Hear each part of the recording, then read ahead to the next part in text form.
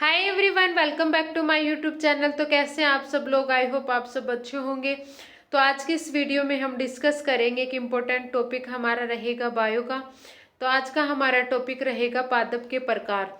तो जैसा कि आप जानते हैं कि हम रीट जो है उसके लिए टीजीटी साइंस के लिए हम यहाँ पे सीरीज शुरू करी थी, उसी को कंटिन्यू करेंगे। 2 वीडियो हम कर चुके हैं, जिसमें पहला टॉपिक हमने किया था सजीव और निर्जीव, दूसरा हमने किया था माइक्रोब्स यानी सूक्ष्म जीव। थर्ड हमारा टॉपिक रहेगा आज का, जिसमें हम इस वीडियो में डिस्कस करेंगे, तो वो रहेगा पादप के प्रकार, यानी जो पादप होते हैं उनके प्रकार इस वीडियो में हम फुली डिस्कस करेंगे। तो चलिए वीडियो को स्टार्ट करते हैं। अगर आप चैनल पे नए हैं तो प्लीज़ चैनल को सब्सक्राइब जरूर करें, ताकि हमें वीडियो बनाने के लिए एक मोटिवेशन मिलता रहे। तो चलिए वीडियो को स्टार्ट करते हैं। तो सबसे पहले हम देखेंगे जो कि प्लांट मोर्फोलॉजी यानी पादप की जो आकारिकी होती है वो किसे कहते हैं। तो ये क्या होती है कि साइंस या फिर हम बोल सकते हैं विज्ञान की एक शाखा होती है, जिसके अंदर हम क्या करते हैं, पौधे के जो बाहरी भाग होते हैं जैसे तना, जड़, बीज, फूल, फल, इन सब की स्टडी करते हैं, इन सब का अध्ययन करते हैं। तो उसी विज्ञान की शाखा को हम बोलते हैं पादप आकारिकी, या फिर इसको प्लांट मोर्फोलॉजी बोलते हैं। तो ये भी पूछ लिया जाता है प्लांट मोर्फोलॉजी किसे कहते हैं, यानी जिसमें जो बाहरी उसका बनावट होती है, पौधे की जो बाहरी अंग होते हैं उनकी स्टडी करी जाती है, तो उसको क्या बोला जाता है, प्लांट मोर्फोलॉजी बोला जाता है।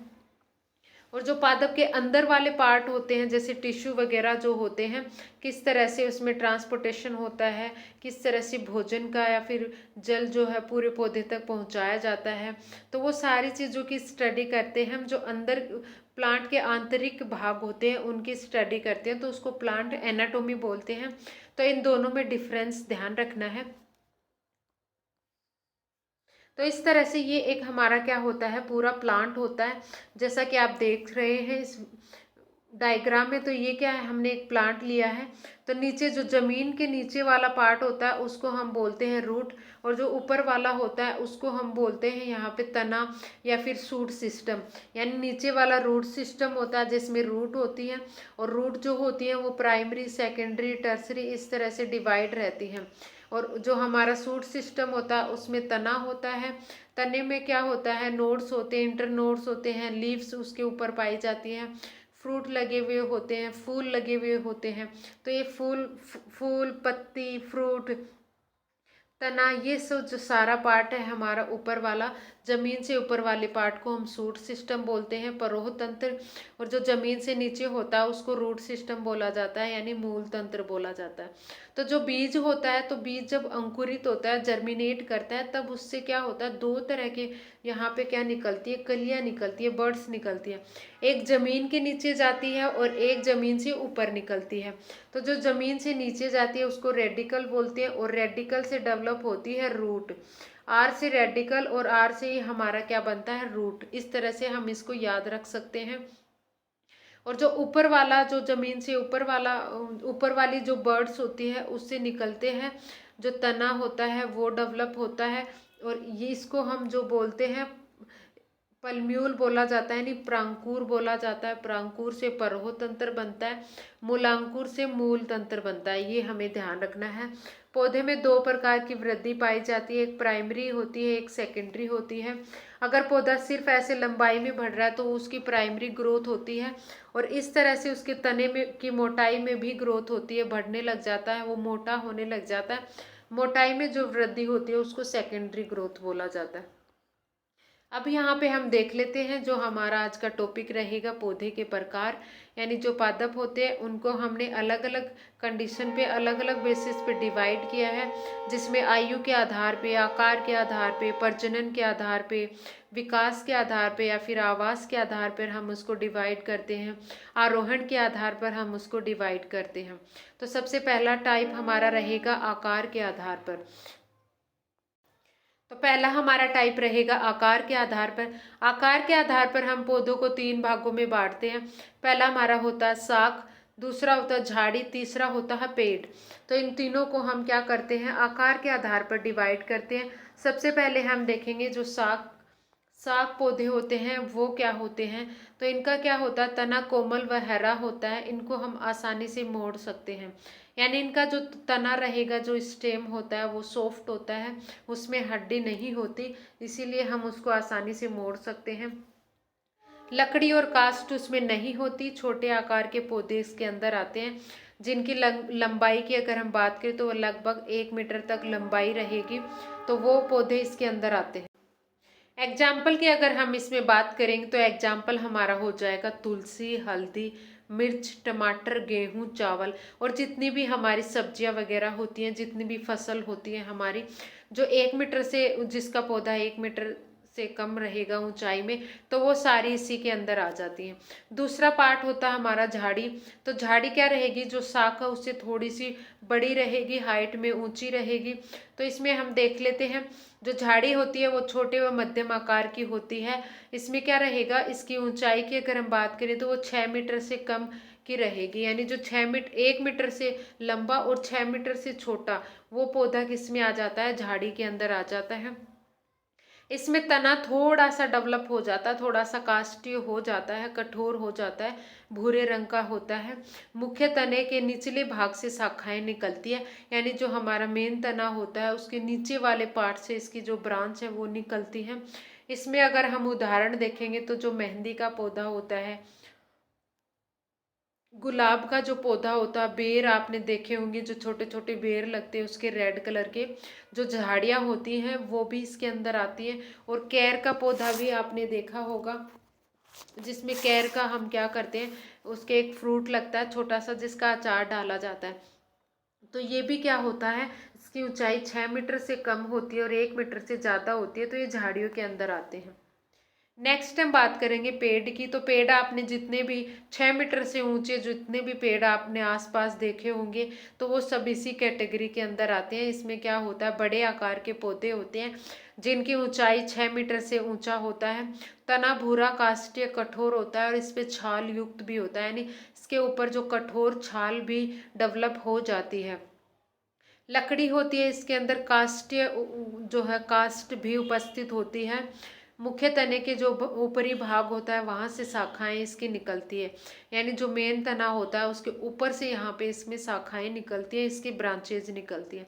इसके अगर हम उदाहरण की बात करेंगे तो आम, नीम, पीपल, खेजड़ी, बरगद, और आपने जितने भी अपने आसपास देखे हैं बड़े बड़े पेड़, जो सभी इसी के अंदर आ जाते हैं, इसी कैटेगरी के अंदर आते हैं। तो इनके कुछ उदाहरण आपको ध्यान रखने हैं, पूछे जाएंगे।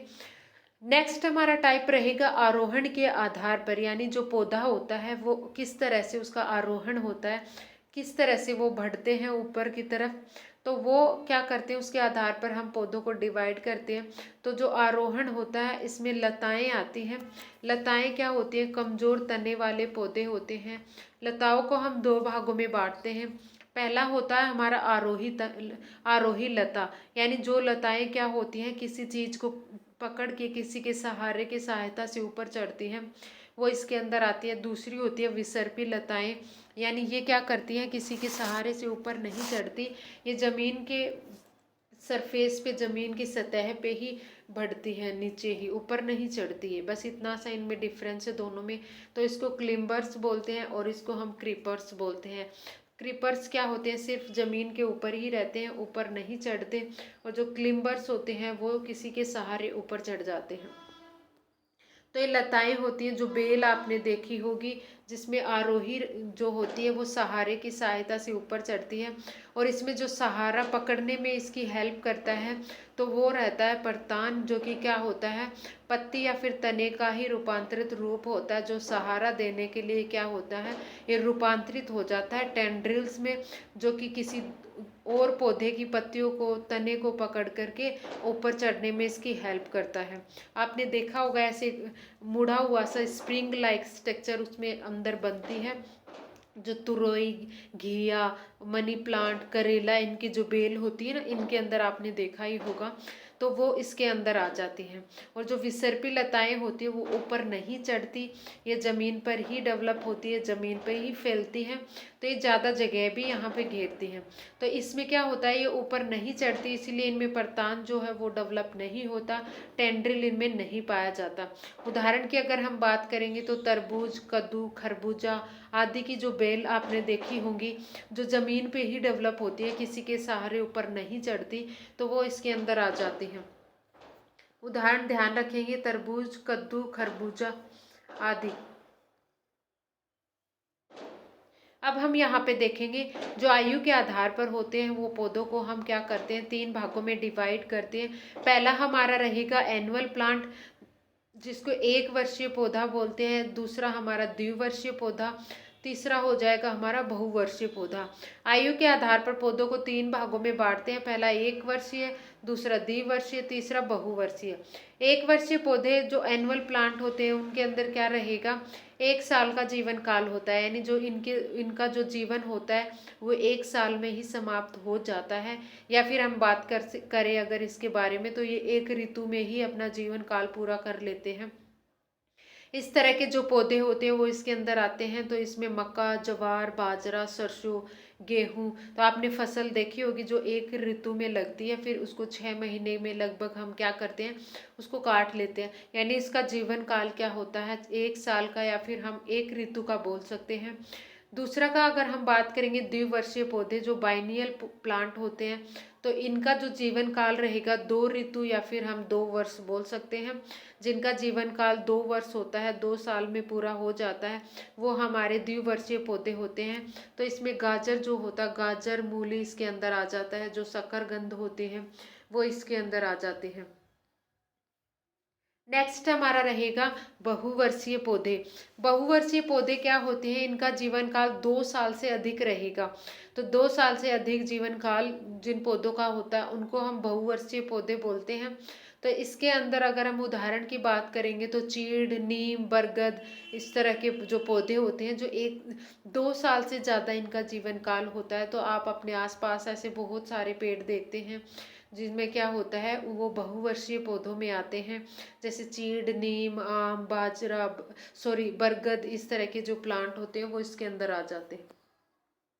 अब हम पौधों को डिवाइड करेंगे उनके आवास के आधार पर, यानी पौधे जो है वो कौन से आवास में पाए जाते हैं उसके आधार पर भी उनको डिवाइड किया जाता है। पहला हमारा रहेगा जलीय, दूसरा स्थलीय पौधे, यानी जो जल में रहते हैं उनको जलीय पौधे कहते हैं, जो स्थल पर रहते हैं उनको हम स्थलीय पौधे बोलते हैं। तो जलीय पौधों की कुछ यहाँ पे विशेषताएं हम देखेंगे। तो जलीय पौधे नदी, झील, तालाब, इन सब में पाए जाते हैं, यानी जल के अंदर पाए जाते हैं। ये जल में पाए जाते हैं और इनकी जो जड़ें होती हैं वो अल्प विकसित होती हैं, क्योंकि जड़ों का जो काम होता है वो ज़्यादातर जल और खनिज लवणों को अवशोषण करना होता है।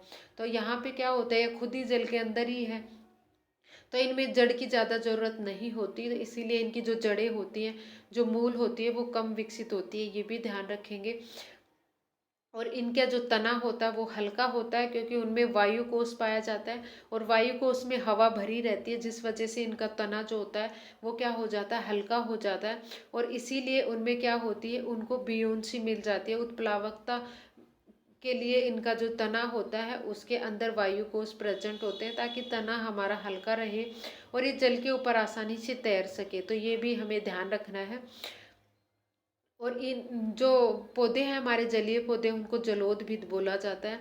इनका इंग्लिश में ये वाला नाम ध्यान रखना, जो हाइड्रोफाइट प्लांट होते हैं वो किसे कहते हैं, तो जो जल में पाए जाने वाले जो प्लांट होते हैं उनको हम हाइड्रोफाइट प्लांट बोलेंगे। पत्तियां इनमें क्या होती है, विच्छेदित होती है, फिर हम बोल सकते हैं रिबन के आकार की पत्तियां होती हैं।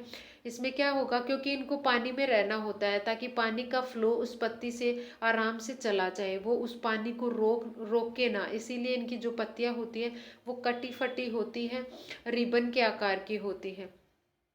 जलीय पौधों को भी हम क्या करते हैं, अलग अलग प्रकार में विभाजित करते हैं, उसको फर्दर डिवाइड किया गया है। पहला क्या रहेगा, सतही, दूसरा जलमग्न और तीसरा होता है उभयचारी।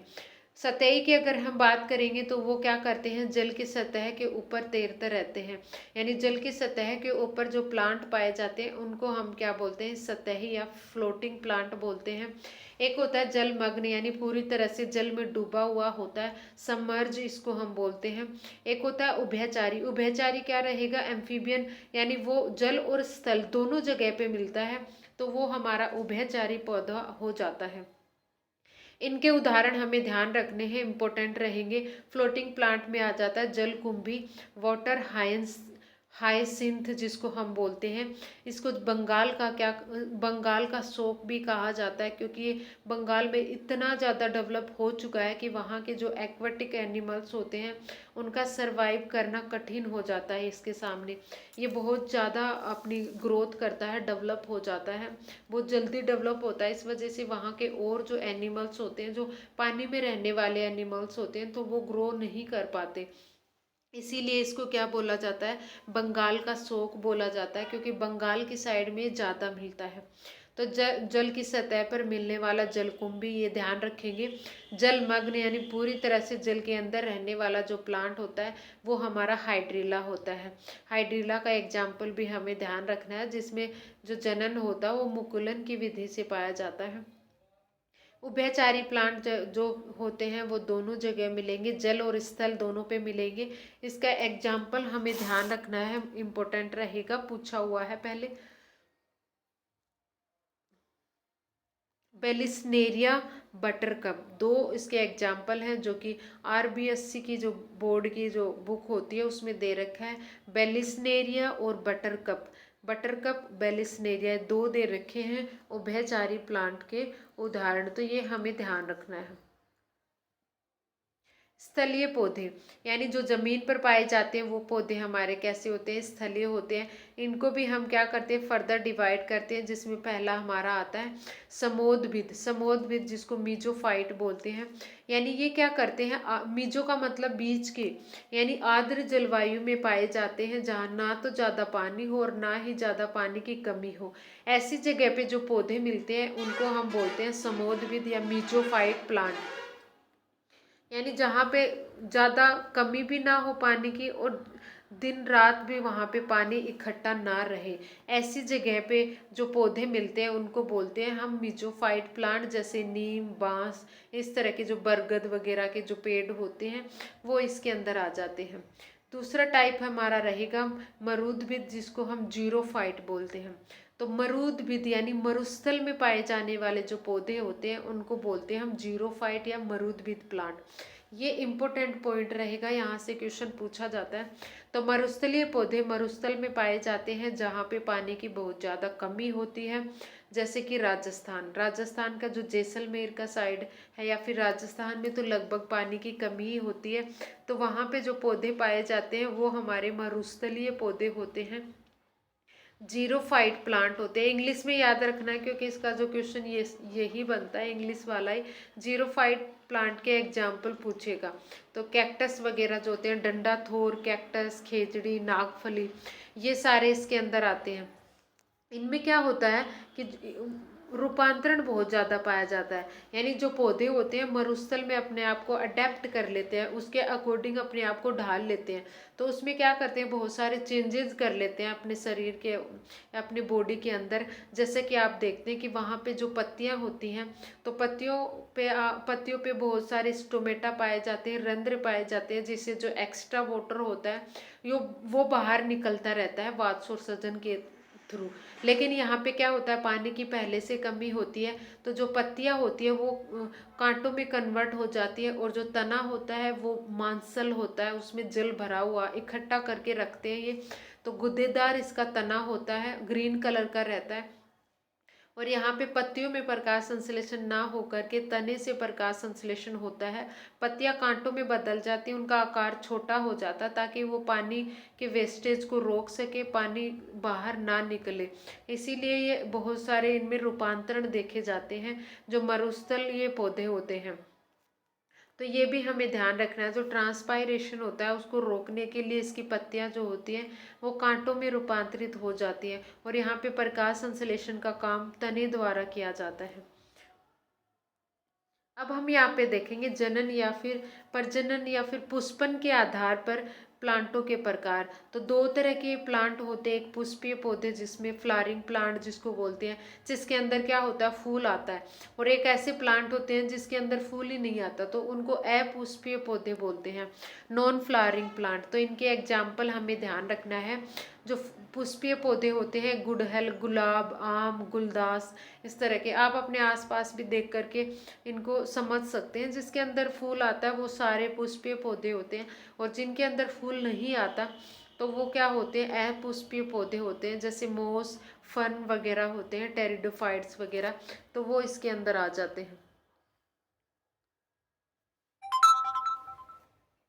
अब जो हमारे पौधे होते हैं, यहाँ पे हम उनका क्या देख रहे हैं, वर्गीकरण देख रहे हैं, अलग अलग प्रकार देख रहे हैं।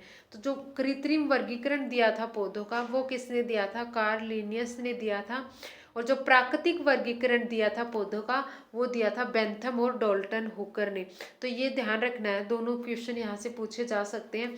यानी प्राकृतिक वर्गीकरण जो पौधों का दिया था वो दिया था लिनियस ने, और जो प्राकृतिक रूप से डिवाइड किया था, कृत्रिम दिया था लिनियस ने, और प्राकृतिक दिया था बेंथम व हुकर ने। ये दोनों पॉइंट हमें ध्यान रखने इंपॉर्टेंट रहेंगे।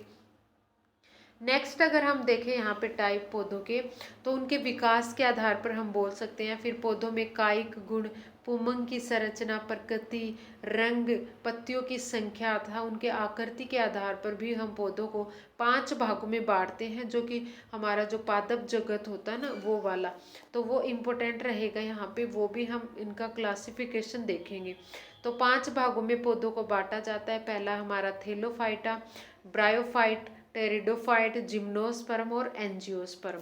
तो ये क्या है, उनके विकास के आधार पर हम बात कर सकते हैं, या फिर जितने भी कैरेक्टरिस्टिक हमने देखे हैं, जैसे पत्तियों का संख्या, पत्तियों के आकार, उसमें पुष्प कैसा है, फूल कैसा है, फूल पाया भी जाता है नहीं पाया जाता, बीज की संरचना कैसी है, बीज ढका हुआ है या फिर बीज नग्न बीज है, तो उन सब की प्रॉपर्टी के आधार पर हम पौधों को वर्गीकरण करते हैं उनका।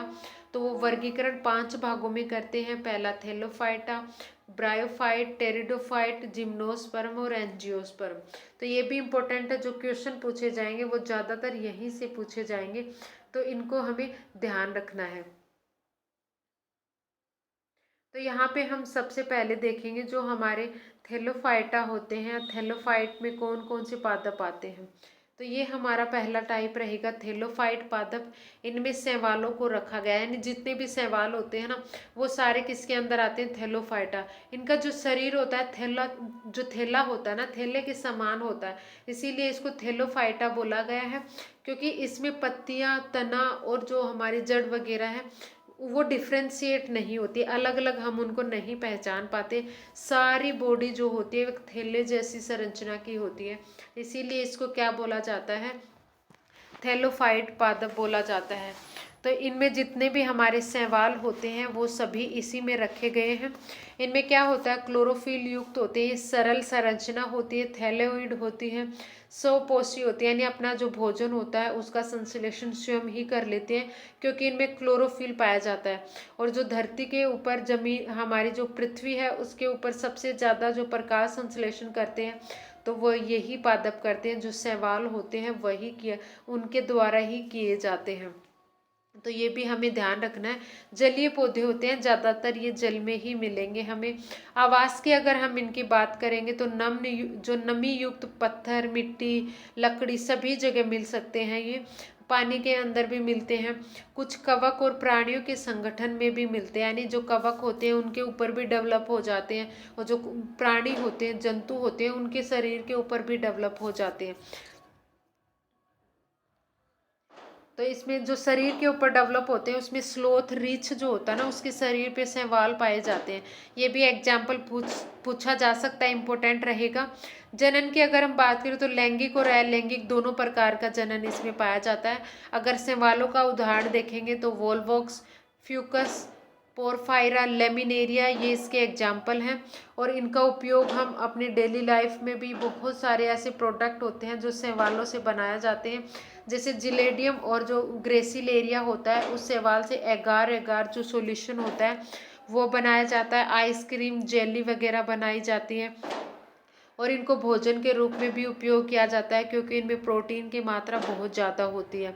जैसे क्लोरेला और जो स्प्रुलाइना जो होता है उसमें प्रोटीन पाया जाता है, और जो अंतरिक्ष में जो अंतरिक्ष यात्री जाते हैं तो वो भोजन के रूप में इन शैवालों का ही उपयोग करते हैं, क्योंकि इनमें जो प्रोटीन की मात्रा होती है वो प्रचुर मात्रा होती है, बहुत ज़्यादा अमाउंट में इनमें प्रोटीन पाया जाता है।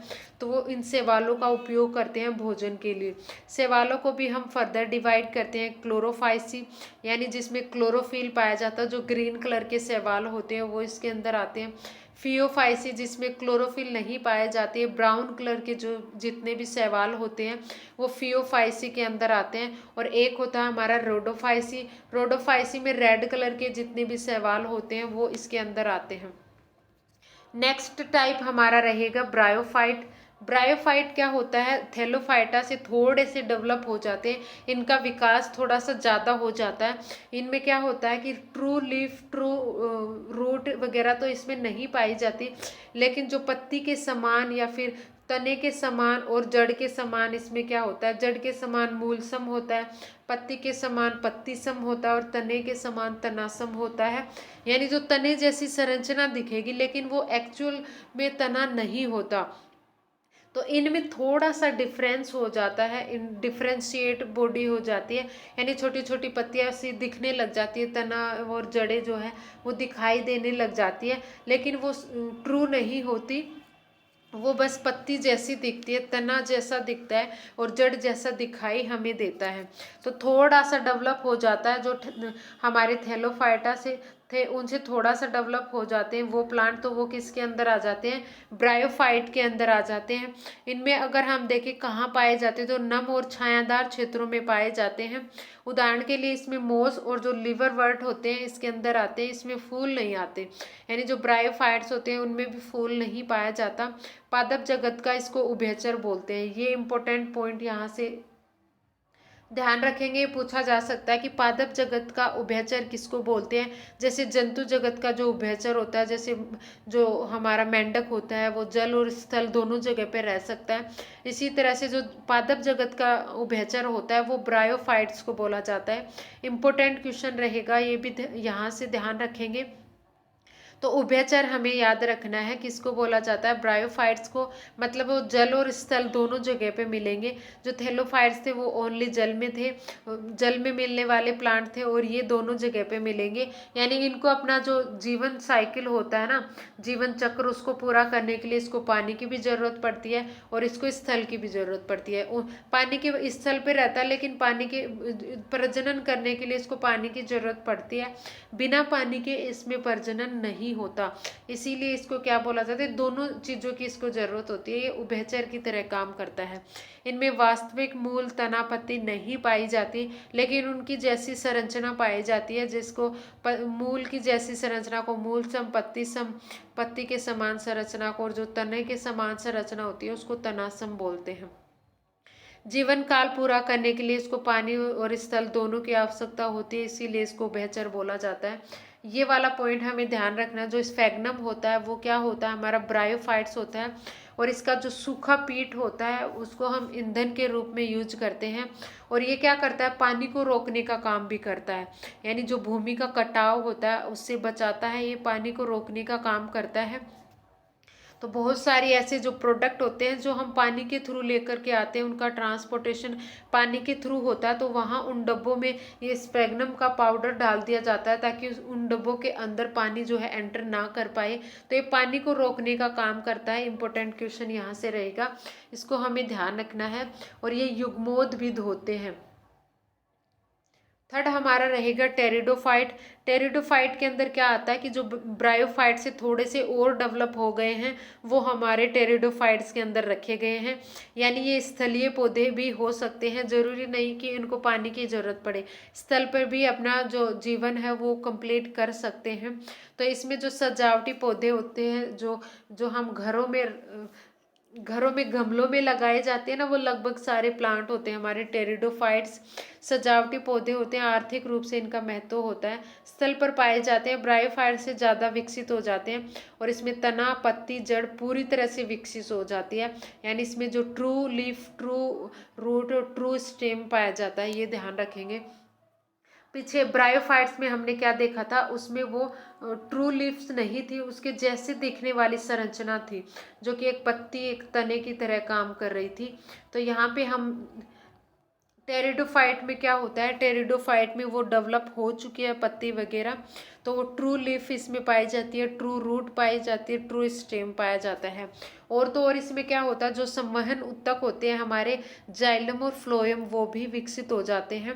इतने ज़्यादा डेवलप नहीं होते बट यहाँ से स्टार्टिंग हो जाती है। तो ये भी हमें ध्यान रखना है, पॉइंट इंपॉर्टेंट रहेगा।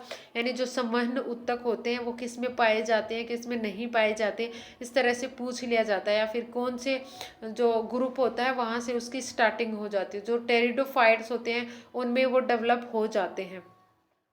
टेरिडोफाइट भी हमारे क्या होते हैं, युग्मोद्भिद होते हैं, ये भी हमें ध्यान रखना है। बीजाणु द्वारा अलैंगिक जनन होता है, यानी इनमें लैंगिक और अलैंगिक दोनों प्रकार का जनन पाया जाता है। लैंगिक जनन में क्या होता है, नर व मादा दोनों अंग होते हैं जिनमें फर्टिलाइजेशन होता है। फर्टिलाइजेशन के बाद में भ्रूण वगैरह बनता है और उससे हमारा क्या बनता है, सीड बनता है। और अलैंगिक जनन में क्या होता है, बीजाणु बनते हैं जो स्पोर जिसको बोलते हैं। तो उस बीजाणु से ही हम क्या कर सकते हैं, एक नया पौधा बना सकते हैं। तो लैंगिक और अलैंगिक दोनों प्रकार का जनन इनमें पाया जाता है।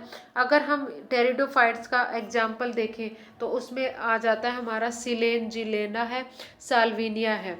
तो दो एग्जाम्पल इसके, एक या फिर दो एग्जाम्पल हमें ध्यान रखने हैं, इम्पोर्टेंट यहाँ से रहेंगे। नेक्स्ट टाइप आता है हमारा जिम्नोस्पर्म। जिम्नोस्पर्म क्या होते हैं, टेरिडोफाइट से बहुत ज़्यादा डेवलप हो चुके हैं, जिसमें संवहन उत्तक भी पूरी तरह से डेवलप हो जाता है, पत्ती तना और रूट पूरी तरह से डिफ्रेंशिएट हो चुके हैं। और इनकी हाइट भी क्या होती है, बढ़ जाती है इनसे।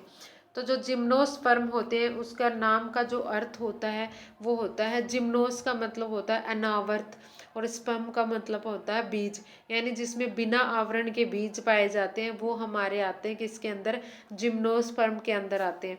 यानी इनका बीज जो होता है वो नग्न होता है, किसी भी कवर से वो कवर नहीं होता। तो जिम्नोस्पर्म में बीजांड अंडाशय भित्ति से ढके नहीं होते। यानी जो बीजांड होता है, बीज जो होता है, उसके ऊपर जो अंडाशय की अलग अलग भित्तियां पाई जाती हैं, तो इनके अंदर वो भित्ति नहीं पाई जाती, जिस वजह से क्या होता है, निषेचन से पहले और निषेचन के बाद में भी वो बीज जो होता है वो अनावर्त ही रह जाता है, वो बिना किसी भित्ति का ही रह जाता है। इसीलिए बोला जाता है जो जिम्नोस्पर्म होते हैं उनमें अनावर्त बीजी होते हैं, उनका बीज जो होता है वो नग्न होता है। लंबाई की अगर हम बात करेंगे तो इसमें मध्यम, लंबे और झाड़ियाँ सारे पौधे इसके अंदर आ जाते हैं। मुस्ला मूल इनमें पाई जाती है। यानी जो मूल होती है हमारी दो तरह की होती है, एक रेशेदार मूल होती है और एक होती है हमारी मुस्ला मूल।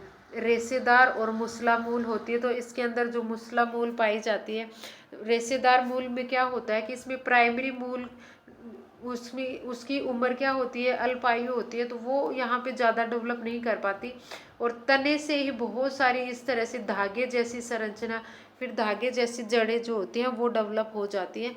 तो उसको हम रेशेदार जड़ें बोलते हैं, जो कि एक बीजपत्री पौधों में पाई जाती है। मुस्ला मूल में क्या होता है कि जो प्राइमरी मूल रहेगी ना वो पूरी तरह से ऐसे डेवलप रहती है ले बाद तक, और उसी से फिर और बाकी की जड़ें जो प्राइमरी से सेकेंडरी टर्सरी इस तरह से जड़ें निकलती हैं। तो ये होती है मुस्ला मूल। तो जिम्नोस्पर्म में कौन सी मूल पाई जाती है, मुस्ला मूल पाई जाती है, जिसको जो मुस्ला मूल होती है वो द्विबीजपत्री पौधों में पाई जाती है। जिम्नोस्पर्म में सिक्वा वृक्ष सबसे लंबा होता है। ये क्वेश्चन यहाँ से पूछा जा सकता है कि जो जिम्नोस्पर्म होता है उसका सबसे बड़ा जो पौधा होता है वो क्या रहेगा, सिक्वा रहेगा। तो ये वाला क्वेश्चन यहाँ से हमें ध्यान रखना है, सबसे लंबा जिम्नोस्पर्म का जो पौधा होता है वो रहेगा हमारा सिक्वा। कवक से सहयोग कर लेते हैं इसमें, तो कवक मूल बनाते हैं। यानी जो जिम्नोस्पर्म होता है उनके अंदर भी कवक और ये जो पौधा होता है उसके बीच में सह जीवन पाया जाता है। तो इसमें जो कवक होती है वो कवक मूल का विकास कर लेती है, कवक मूल डेवलप कर लेती है, जिसके अंदर कवक और ये पौधा दोनों एक क्या रहते हैं, सिम्बायोटिक रिलेशनशिप में रहते हैं, जिसमें कवक क्या करता है, नाइट्रोजन वगैरह का स्थिरीकरण करता है और जो पौधा होता है वो प्रकाश संश्लेषण करके भोजन बनाता है।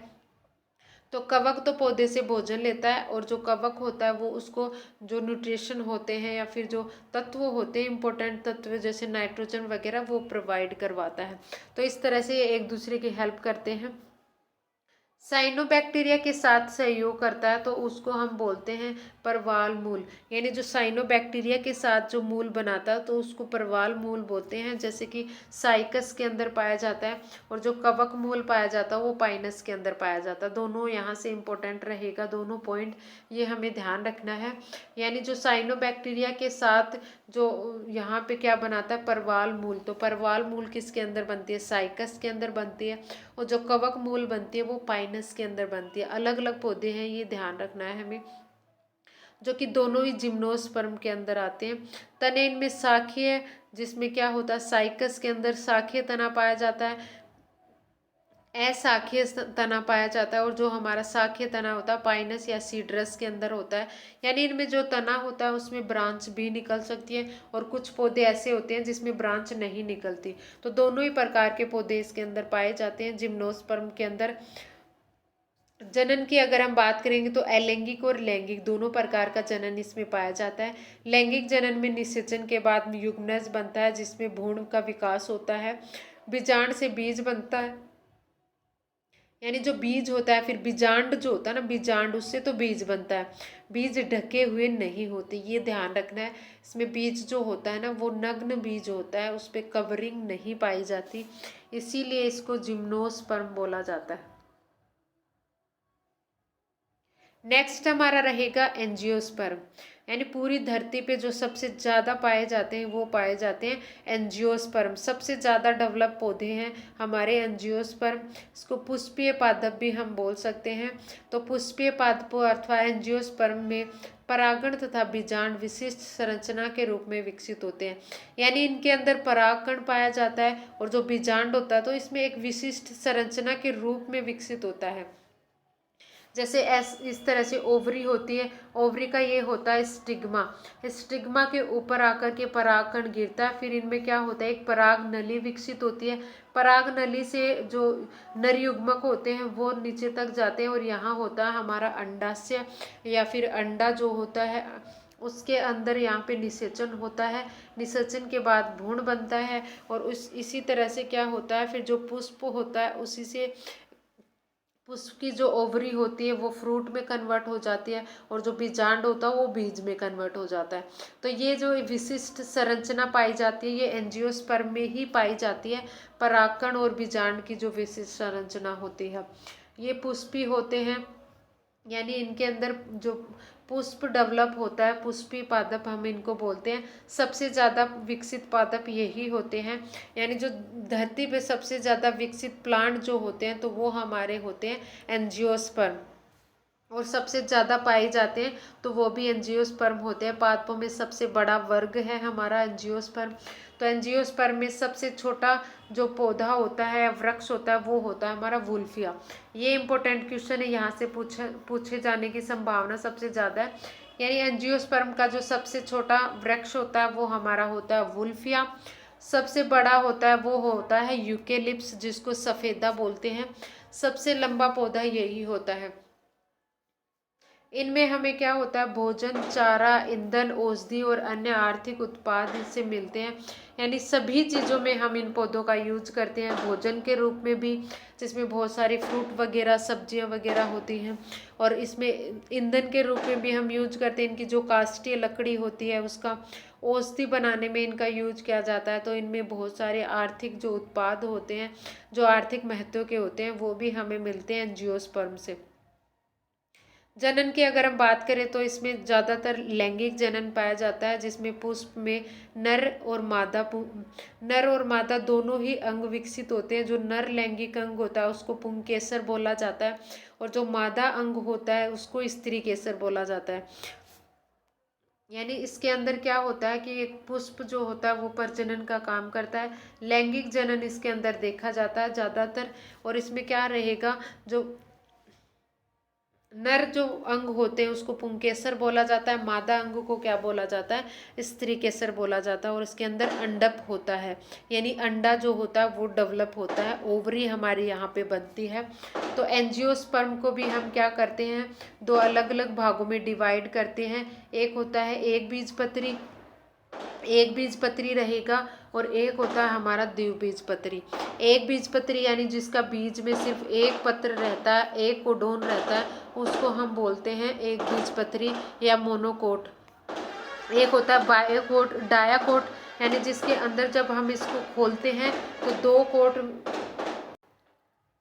तो ये था जो हमारे एंजियोस्पर्म होते हैं, उसको फर्दर हम दो पार्ट में डिवाइड करते हैं, एक बीजपत्री पौधा और द्विबीजपत्री पौधा। तो इसमें एक पत्र होता है, और इसमें जब इसके बीज को खोला जाता है तो दो पत्र निकलते हैं। जैसे आपने चने की दाल देखी होगी तो वो क्या होता है, द्विबीजपत्री पौधे के अंदर आता है। बीजों पर आवरण पाया जाता है, ये इंपॉर्टेंट रहेगा, बीजों पर आवरण पाया जाता है वो एंजियोस्पर्म के अंदर आते हैं। भ्रूण को पोषण भ्रूणपोष द्वारा मिलता है। भ्रूण को जो पोषण मिलता है उस संरचना को बोला जाता है भ्रूणपोष, जो कि ट्रिपल फ्यूजन से बनता है। जब भी फर्टिलाइजेशन होता है तो उसमें ट्रिपल फ्यूजन होता है, उससे क्या बनता है, भ्रूणपोष बनता है। और डबल फ्यूजन से क्या बनता है, भ्रूण बनता है। और भ्रूण को पोषण देने का काम करता है भ्रूणपोष, ये ध्यान रखना है हमें। बीजांड से बीज बन जाता है, और जो अंडाशय होता है उससे फल बनता है। बीजांड से बीज बनता है, अंडाशय से फल बनता है, यानी जो बीजांड होता है वो हमारा सीड में कन्वर्ट होता है, और जो ओवरी होती है वो फ्रूट में कन्वर्ट होती है। तो ये भी हमें ध्यान रखना है। द्विगुणित पौधे होते हैं, स्पोरोफिटिक हम इसको बोलते हैं, बीजाणु उद्भिद, यानी बीजाणु। पीछे हमने देखा था जो थेलोफाइट था, ब्रायोफाइट और टेरिडोफाइट युग्मोद्भिद होते हैं। लेकिन जिम्नोस्पर्म और एंजियोस्पर्म वो हमारे क्या होते हैं, स्पोरोफिटिक होते हैं, जिसको बीजाणुभिद बोलते हैं। यानी जो बीजाणुभिद उसकी संरचना होती है वो उसमें डोमिनेट करती है। युग्मोद्भिद या जो जाइगोफाइटिक होती है वो इसमें यहाँ पे डोमिनेट नहीं करती। पादप के भाग हम करेंगे नेक्स्ट वीडियो में, वीडियो ज़्यादा लंबी हो जाती है। तो आज का टॉपिक हम इतना ही रखेंगे, जिसमें हमने कवर किया है अलग अलग बेसिस पे हमने प्लांट को डिवाइड किया है, उनके भाग हमने देखे थे, उसके साथ साथ उनके एग्जाम्पल भी हमने देखे हैं। यानी जितने भी इम्पोर्टेंट पॉइंट यहाँ थे मैंने कवर करने की कोशिश करी है। अगर एक आधा पॉइंट रह जाता तो वो हम प्रैक्टिस करेंगे क्वेश्चन की, तो उसमें कवर हो जाएगा। तो आज की वीडियो में इतने ही मिलते हैं नेक्स्ट वीडियो में। अगर वीडियो पसंद आया तो वीडियो को लाइक शेयर सब्सक्राइब जरूर करें। Thank you for watching my video.